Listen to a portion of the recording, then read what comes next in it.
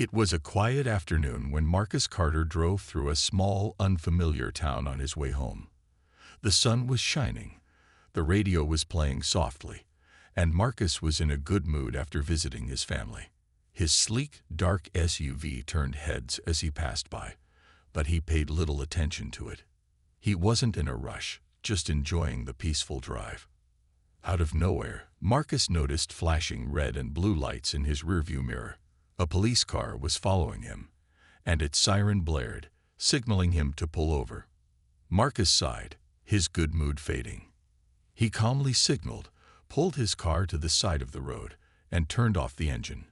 He rolled down the window and waited, his hands resting on the steering wheel where they could be seen. The officer approached, his expression stern. "License and registration," the man demanded, not offering a greeting or explanation. Marcus nodded politely. "Yes, sir," he said calmly, reaching into his glove compartment for his registration and pulling out his driver's license from his wallet.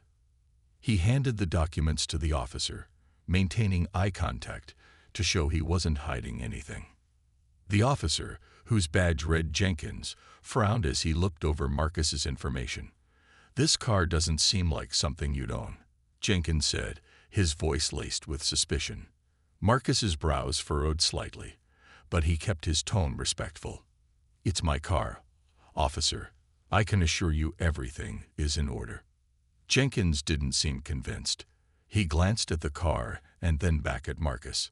"Step out of the vehicle," he ordered sharply. Marcus hesitated for a moment but complied.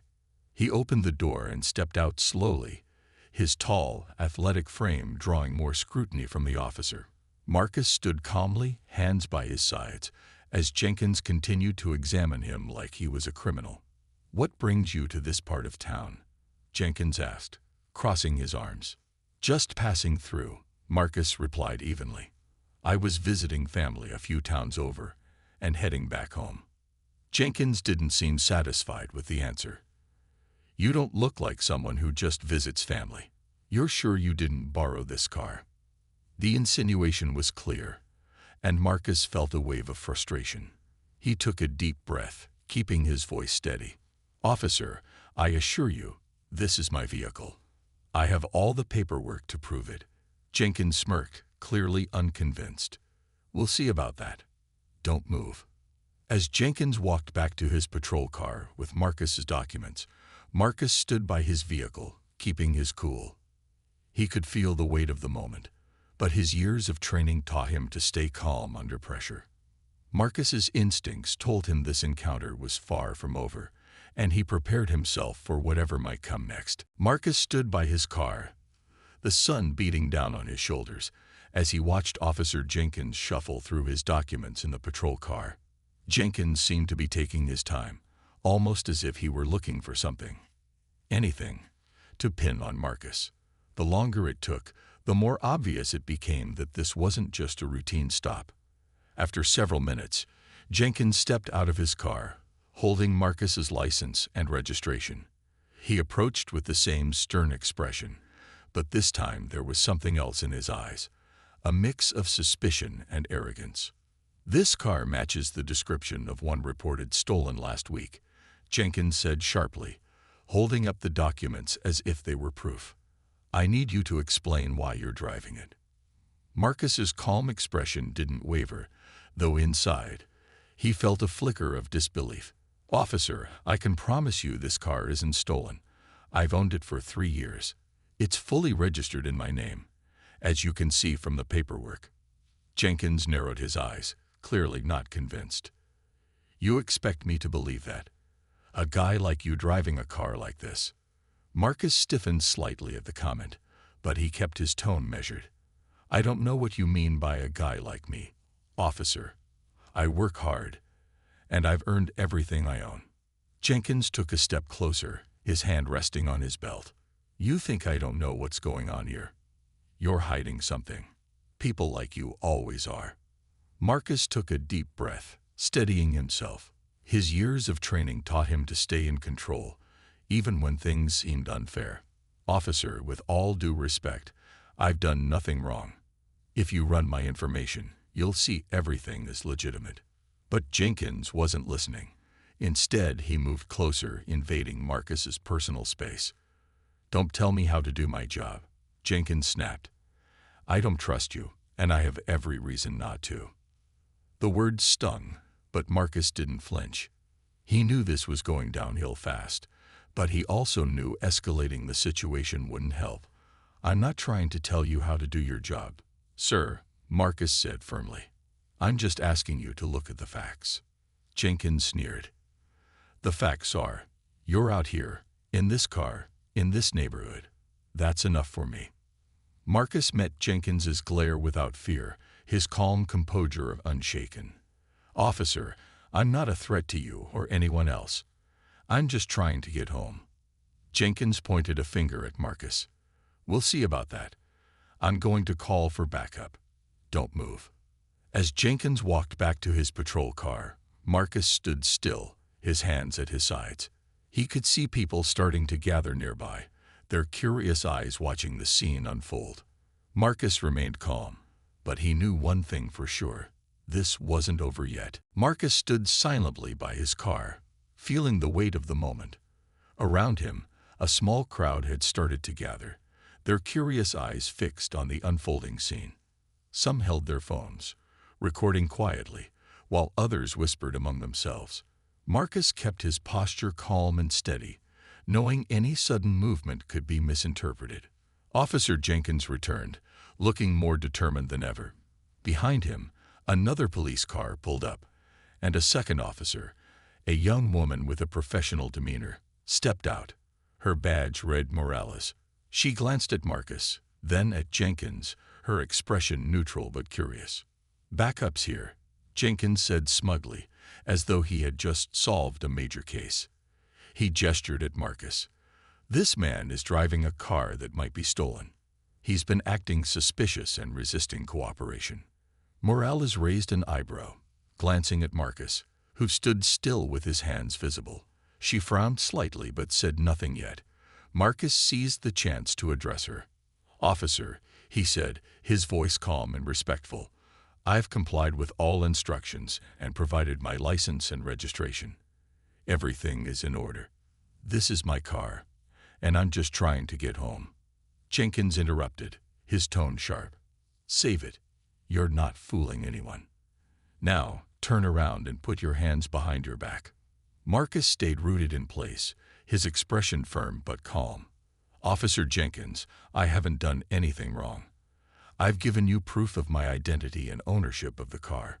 There's no reason to arrest me." Jenkins stepped closer, his voice rising. "I said, turn around. Don't make this harder on yourself." The tension in the air was thick, but Marcus didn't back down. Instead, he took a slow, steady breath. "Officer Jenkins," he said, his voice low but powerful, "I strongly suggest you think about what you're doing. You're about to make a serious mistake." Jenkins laughed mockingly. "Oh yeah? And what are you going to do about it?" It was then that Marcus's tone shifted, carrying the authority of someone who had been through far more dangerous situations. "I'm Marcus Carter. I'm a Navy SEAL, a decorated member of the United States military. I've served my country with honor. And right now, you're harassing the wrong person." The words hung in the air, and for a moment, the crowd fell silent. Officer Morales' eyes widened slightly, and she looked at Marcus with a mix of surprise and curiosity. Jenkins, however, scoffed. "Nice story," Jenkins said dismissively. "You really expect me to believe that?" Marcus didn't flinch. "You can verify my identity easily. Call it in. I'm not hiding anything." Morales hesitated, then stepped forward. "Maybe we should run his ID again," she said carefully, "if what he says is true." "No need," Jenkins snapped. "I know his type. He's lying." Marcus stood firm, his steady gaze locked on Jenkins. "I'm not lying. And you're about to find out just how wrong you are." The tension in the air was thick, almost tangible. Officer Morales glanced between Marcus and Jenkins, clearly uneasy. The crowd, now larger, murmured among themselves, their phones pointed at the scene like an audience watching a live performance. Marcus remained calm, his years of training evident in his steady breathing and composed stance. "Let's just confirm his identity," Morales said carefully, her tone professional but firm. "If he's lying, it'll be obvious." Jenkins frowned, clearly annoyed by her suggestion. "I don't need to waste time on this guy. I know what's going on here." Marcus turned slightly toward Morales, keeping his movements slow and deliberate. "Officer, I'm happy to cooperate. Please, run my ID and confirm my identity. You'll see everything I've told you is true." Morales gave a small nod and took the documents from Jenkins, who handed them over reluctantly. She walked back to her patrol car to begin checking Marcus's information. Jenkins, meanwhile, stepped closer to Marcus, his hand still resting on his belt. "You think you're smart, don't you?" Jenkins said with a sneer. "Throwing around titles like Navy SEAL doesn't mean anything to me." Marcus met his gaze calmly. "It's not about being smart. It's about being honest. I have nothing to hide." Jenkins's face hardened, and for a moment, it seemed like he was about to say something else. But before he could, Officer Morales called out from her car. "Jenkins," she said, her voice sharp with urgency. "Come here." Jenkins hesitated, clearly irritated, but walked over to Morales's car. The crowd, sensing a shift in the situation, quieted down. Marcus stayed where he was, standing tall and composed, his eyes calmly watching the officers. Morales showed Jenkins the screen of her computer. "He's telling the truth," she said quietly, but the words carried through the air. "Marcus Carter, Navy SEAL, multiple commendations for bravery and service. He's exactly who he says he is." Jenkins's face flushed, but he quickly masked it with a scowl. "So what? Doesn't mean he didn't steal the car." Morales frowned, her patience clearly wearing thin. "The car is registered in his name. Everything checks out. He's not a suspect, Jenkins. We're done here." The crowd murmured again, their whispers growing louder. A man near the front called out, "So you stopped him for no reason, huh?" "Typical." Jenkins turned back to Marcus, his expression tight. "You're lucky this time," he muttered, his voice barely audible. Marcus didn't respond to the comment. Instead, he looked at Morales and gave a small nod. "Thank you for doing the right thing, officer." Morales nodded back, her expression slightly apologetic. "You're free to go, Mr. Carter. Sorry for the inconvenience." Marcus took his documents and stepped back toward his car, but not before addressing the crowd. "Thank you for being here. Accountability matters." As he got into his car, Marcus knew this wasn't just a small-town incident. It was a moment that would ripple far beyond this quiet street. As Marcus sat in his car, ready to leave, he noticed the crowd was still watching, their phones capturing everything. The tension hadn't fully left the air. Marcus glanced in his rearview mirror and saw Officer Jenkins standing by his patrol car, his expression dark with frustration. Meanwhile, Officer Morales was looking at him, her brows furrowed, as if considering what to do next. Just as Marcus turned the key in the ignition, Morales walked back toward his car and gently tapped on the window. Marcus rolled it down, his calm demeanor still intact. "Mr. Carter," she began, her tone more respectful this time, "I just want to personally apologize for how this situation was handled. It's clear there was a misunderstanding." Marcus looked at her and nodded. "I appreciate you checking the facts, Officer Morales. Misunderstandings happen, but how they're handled makes all the difference." Morales hesitated for a moment, then lowered her voice. "To be honest, you handled this better than most people would. Not everyone has your kind of patience under pressure." Marcus gave a small smile. "It's not about patience. It's about understanding the bigger picture. I've been trained to stay calm in difficult situations. This wasn't the first time, and it probably won't be the last." Before Morales could respond, someone from the crowd shouted, "Are you just going to let this slide? That guy needs to be held accountable." The murmurs grew louder, and a few people stepped closer, demanding answers. Officer Jenkins, clearly irritated, snapped, "All right, everyone, move along. There's nothing to see here." But the crowd wasn't buying it. One man called out, "We've got everything on video. You can't just sweep this under the rug." Morales glanced at Jenkins, then back at the crowd. She raised her hands, signaling for calm. "Everyone, I understand your frustration. I promise this situation will be addressed." Marcus decided to step out of his car again, drawing the crowd's attention. He held up his hands, his presence commanding but calm. "Thank you, everyone, for standing here and making sure this didn't go unnoticed. Your voices matter, but let's not turn this into something worse.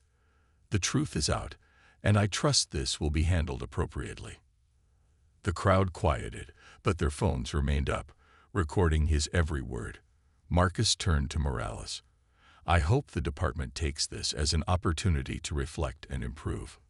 Morales nodded, clearly impressed by his composure. "You have my word, Mr. Carter. I'll make sure this is addressed." As Marcus returned to his car and drove away, the crowd began to disperse, their conversations buzzing about what they had just witnessed.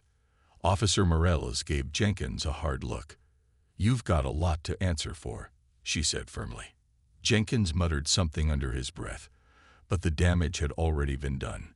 Marcus's calm and truth had revealed everything, and the wheels of accountability were now in motion. The video of the encounter spread quickly. By the time Marcus got home that evening, his phone was buzzing nonstop. Friends, family, and even people he hadn't spoken to in years were calling and texting, asking if he was okay.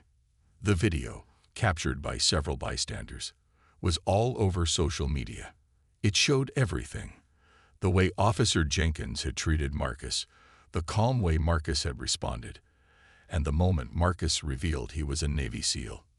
News outlets picked up the story within hours.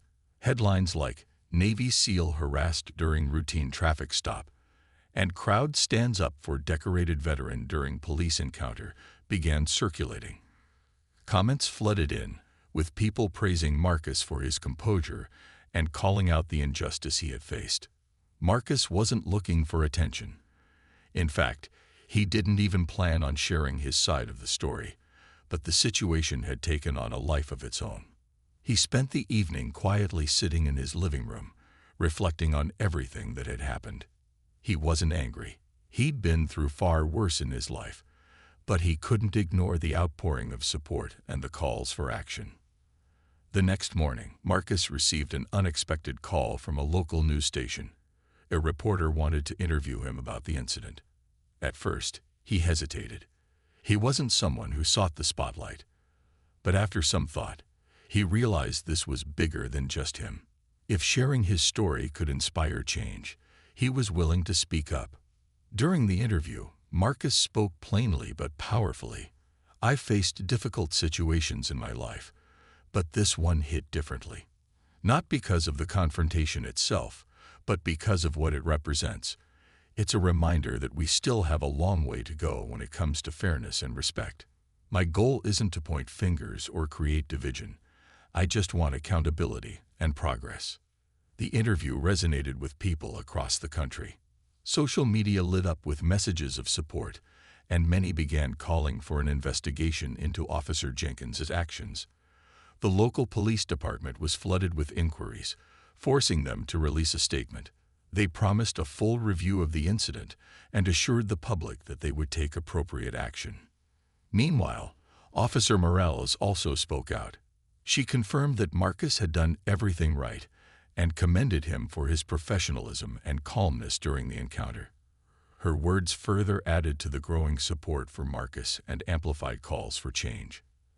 As days passed, the video continued to gain traction, drawing the attention of high-profile figures, including veterans and public leaders. Marcus's story became a symbol of resilience and the need for accountability. Despite the sudden attention, Marcus remained grounded, focusing on the bigger picture. He didn't see himself as a hero. To him, he had simply done what was right. But to the thousands of people inspired by his actions, Marcus was proof that even in difficult moments, dignity, and truth could prevail. The days following Marcus's encounter with Officer Jenkins were a whirlwind of attention. Marcus had never imagined something as simple as a traffic stop would turn into such a significant moment. His phone didn't stop ringing.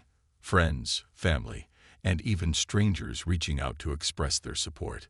He had become the face of something bigger, something many had hoped would change for a long time. As the video continued to circulate, conversations about police behavior, fairness, and accountability became more common. News outlets began to follow up on the story, interviewing other people from the town who had witnessed the encounter. Many spoke out about how unfairly Marcus had been treated and how impressed they were by his calm and collected response. The local police department felt the pressure. They issued a public statement acknowledging the situation and promised a thorough internal investigation into Officer Jenkins's conduct. The department assured the public that they were committed to improving their practices and ensuring that everyone, regardless of background, would be treated with respect. Marcus, however, wasn't focused on the attention. He wasn't looking to bring down anyone or create division. His goal was simple: fairness and accountability. He didn't want to be remembered for the incident itself, but for how it sparked important conversations about what needed to change. While Marcus had received support from across the country, he also received some criticism. A few individuals, particularly those who didn't understand the situation, argued that Marcus should have just complied with the officer's orders without questioning them. But Marcus understood that true progress often meant standing up for what was right, even when it wasn't the easy path. One evening, Marcus received a call from Officer Morales. She wanted to meet with him in person to talk. Although Marcus had already thanked her for her professionalism during the incident, he agreed to meet. When they sat down together, Morales apologized again for the way things had played out. "I should have spoken up sooner, Marcus," she said. "I knew something didn't feel right, but I was unsure how to handle it. I'm sorry it took so long for me to step in." Marcus smiled gently. "You did what you could. I respect that, but I'm glad you came through in the end. The right thing is always the hardest, but it's the one that counts." They talked for a while longer, discussing the challenges in law enforcement and the need for change. Marcus shared his thoughts on how important it was for officers to be held accountable, and Morales agreed, expressing her commitment to making sure incidents like this didn't happen again. In the weeks that followed, Officer Jenkins was placed under internal review. The police department made it clear that they were taking the situation seriously and that actions would be taken accordingly. While no one could undo the harm caused by the initial stop, it was a step toward accountability and reform. As for Marcus, he returned to his daily life, but he wasn't the same. His quiet strength and refusal to back down in the face of injustice had sparked a movement. And though he would never seek fame, he realized that sometimes doing the right thing meant standing tall, even when it was hard. As the weeks went by, the ripple effect of Marcus's encounter with Officer Jenkins continued to grow. It wasn't just about one man's experience anymore. It was about the larger conversation that had begun to take shape in communities everywhere. People were talking about justice, fairness, and the need for reform, not just in law enforcement, but in society as a whole. Marcus found himself becoming an unexpected symbol of resilience. He received invitations to speak at community events and share his story, though he had always been a private person. Each time he spoke, he focused not on what had happened to him, but on the lessons it taught him, lessons of patience, accountability, and standing up for what's right. He also received letters from people, many of them veterans, like himself, who shared their own stories of being unfairly judged or treated because of their background. Some of the letters were from people who had been in similar situations, where they had felt powerless against authority, but Marcus's story gave them hope. It reminded them that even in the face of adversity, there was power in truth. Meanwhile, the local police department was under increasing scrutiny. The public had made it clear that they wanted answers and accountability. Officer Jenkins, who had initially dismissed Marcus's claims, was placed under review as part of an internal investigation. The department promised to implement better training on how to handle situations like the one that occurred with Marcus, as well as a review of the policies regarding how officers should approach interactions with the public, particularly people of color. The department also began engaging in open dialogues with the community. Town hall meetings were held where citizens could voice their concerns, ask questions, and suggest changes. Marcus, though humble about his role, attended one of these meetings. He spoke not with anger, but with the calm wisdom he had gained through his experiences. "Change takes time," he told the crowd. "But if we keep pushing for it, we can make sure what happened to me doesn't happen again to someone else." As the investigation into Officer Jenkins continued, it became clear that his actions were not just a mistake, but part of a larger pattern. The department took swift action, placing Jenkins on administrative leave, and eventually he was terminated. His actions were a wake-up call, not just for the department, but for the entire community. It was a reminder that accountability was crucial, and that no one, no matter their position, was above the law. Marcus's story didn't end with the resolution of the case. His willingness to stand up, even when faced with hostility and misunderstanding, sparked conversations in schools, workplaces, and social media platforms. People were inspired by his strength and dignity, and they began asking important questions about how they, too, could be part of the change. As for Marcus, he quietly returned to his life, but the legacy of his actions lived on. He continued to inspire others, not by seeking attention, but by simply doing what was right in the face of injustice. His belief in truth, fairness, and accountability became a message that people carried with them, long after the story had faded from the headlines. Back at the police station, the air was thick with tension. Word of the incident had already spread, and officers exchanged nervous glances as Chief Marcus Hale walked into the briefing room. His calm demeanor betrayed none of the frustration simmering beneath the surface. Officer Carter followed behind, his head slightly bowed, aware that all eyes were on him. Marcus turned to face the room, his gaze steady as he addressed the assembled officers. "I want to make one thing clear," he began, his voice carrying the weight of authority. "What happened today was unacceptable, not just for me, but for this department and the community we serve." The room was silent. Even Carter didn't dare to speak. He stood off to the side, his arms crossed, looking uncomfortable but unwilling to meet anyone's gaze. Marcus continued, his tone firm but not unkind. "We are here to protect and serve all people, regardless of their background, appearance, or circumstances. That means following proper procedures and acting with respect, professionalism, and fairness." Ramirez and Jenkins, seated near the front, nodded in agreement. Other officers shifted in their seats, some looking thoughtful, others avoiding eye contact. It was clear that Marcus's words were hitting home. Turning his attention directly to Carter, Marcus spoke evenly. "Officer Carter, you made a series of poor decisions today. You allowed your assumptions to guide your actions instead of following protocol. You failed to verify my identity properly and escalated a situation that could have been resolved with a simple call to dispatch." Carter's face reddened as he finally looked up. "Chief, I was only trying to protect." He started, but Marcus raised a hand to stop him. "This is not about intentions, Officer Carter," Marcus said firmly. "It's about accountability. Every officer in this room has a responsibility to uphold the values of this department.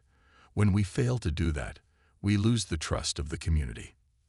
The room remained silent, the gravity of Marcus's words sinking in. Even those who had initially dismissed him as the new guy couldn't deny the truth of what he was saying. "Today's incident is being reviewed by the Internal Affairs Department," Marcus continued. "We will address what happened fairly and transparently. In the meantime, Officer Carter, you are placed on administrative leave effective immediately. You will be required to attend additional training sessions to ensure this does not happen again." Carter opened his mouth as if to protest, but then closed it again, realizing there was nothing he could say to defend himself. He nodded stiffly, muttering, "Yes, Chief." Marcus took a deep breath, scanning the room. "This is not just about one incident," he said, addressing everyone. "This is about creating a culture of accountability, respect, and integrity. I expect all of you to reflect on what happened today and strive to do better." The officers nodded, some more reluctantly than others. Marcus's words hung in the air as the meeting concluded, marking the beginning of a new chapter for the department and for Officer Carter. Maya smiled softly as James walked back to his table. The restaurant returned to its usual rhythm, but the energy in the room felt different now, calmer, warmer. She took a deep breath and turned her attention to the meal in front of her.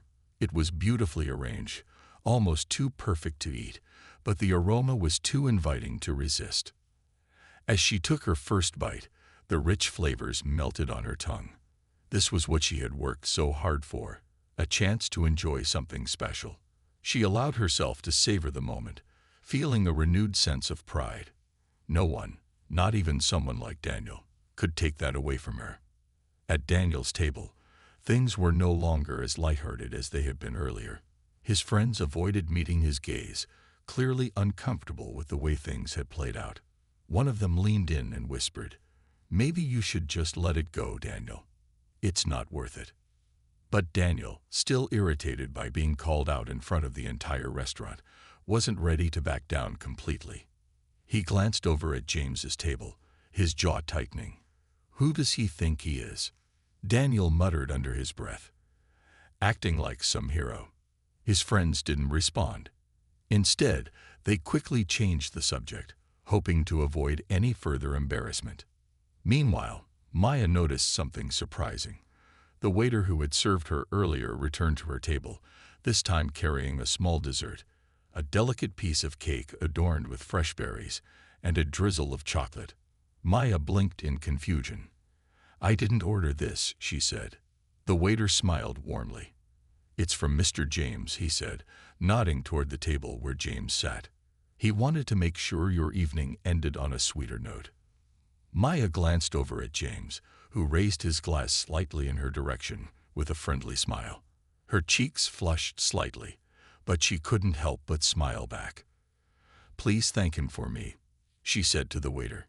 As Maya took a bite of the dessert, she felt a mix of emotions: gratitude, relief, and a quiet sense of triumph. What had started as an evening of doubt and discomfort had turned into something entirely different. She felt seen, supported, and most importantly, proud of herself for staying strong. Across the room, Daniel watched the exchange with a bitter expression. The quiet acknowledgement between James and Maya only fueled his frustration. But this time, he stayed silent, realizing he had already lost control of the situation.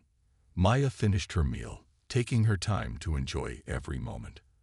As she prepared to leave, she glanced at James once more. Something about him, his calm confidence, his willingness to stand up for her, stayed with her. She silently promised herself that if she ever had the chance, she would pay forward the kindness he had shown her.